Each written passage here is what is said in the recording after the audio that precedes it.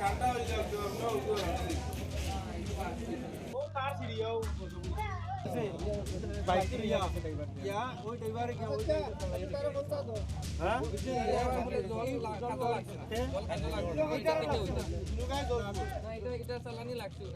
আমাদের কৈলা শহরের সমস্ত আপামর জনসাধারণ জানতে পেরেছে যে আমাদের নূরপুর যে চৌমনি বাজার সংলগ্ন যে বাজার শেড হয়েছে, কয়েকদিন আগে ইলেকট্রিকের লাইন থেকে কারেন্ট লেগে বাজার শেডের পূর্ব প্রান্তে যে শেড রয়েছে সেটি জলে ভস্মীভূত হয়েছে।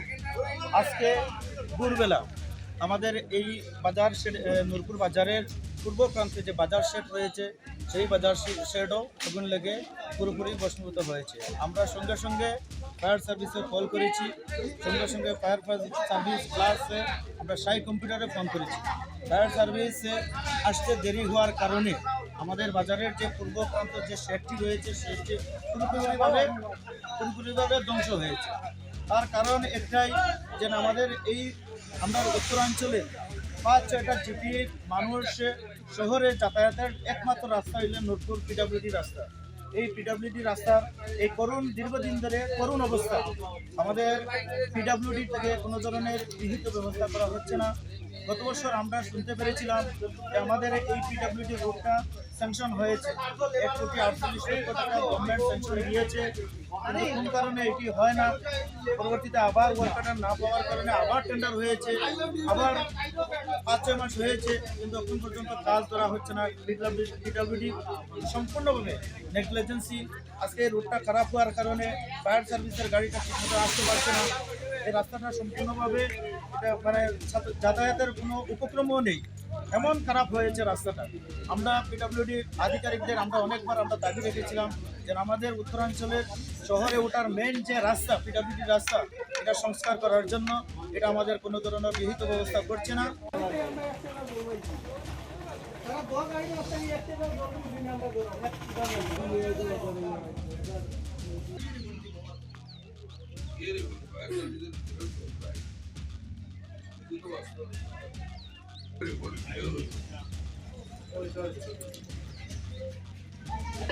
বেদনার সঙ্গে জানাচ্ছি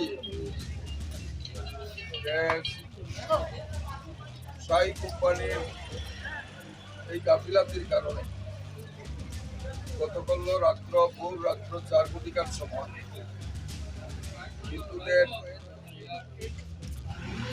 লাইনের তার ছিঁড়ে এখানে বেশ কিছুটা সংখ্যক দোকান কাম রেসিডেন্ট এটা আগুনে পুড়ে ভস্মীভূত হয় এবং এখন পর্যন্ত প্রাথমিকভাবে যে রিপোর্ট আসছে সেই রিপোর্টে দেওয়া গেছে লক্ষ লক্ষ টাকার ক্ষতিগ্রস্ত হয়েছে।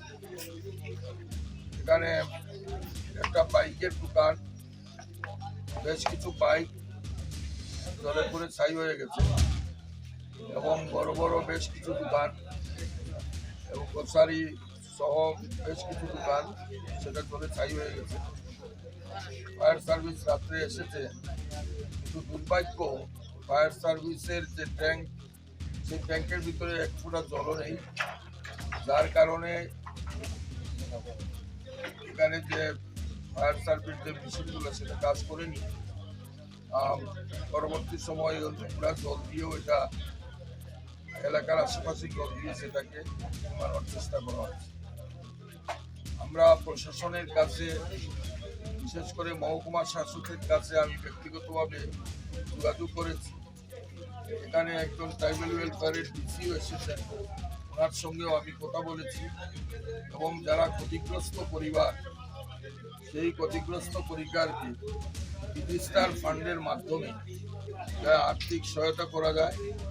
আজ থেকে প্রায় 2 মাস আগেও একবার এই নূরপুরের এই চৌমনিতে বেশ কিছু দোকানপাট আগুনে পুড়ে ছাই হয়েছিল এবং এতেও এই এলাকার ব্যবসায়ীরা ক্ষতিগ্রস্ত হয়েছে এবং আজকে যারা ক্ষতিগ্রস্ত হয়েছে তাদের সবাইকে যাতে সহযোগিতা করা হয় রাজ্য সরকারের কাছে, বিশেষ করে আমাদের মহকুমা শাসক এবং জেলা শাসকের কাছে আমরা এলাকাবাসীর পক্ষ থেকে বিনম্রভাবে আবেদন জানাচ্ছি।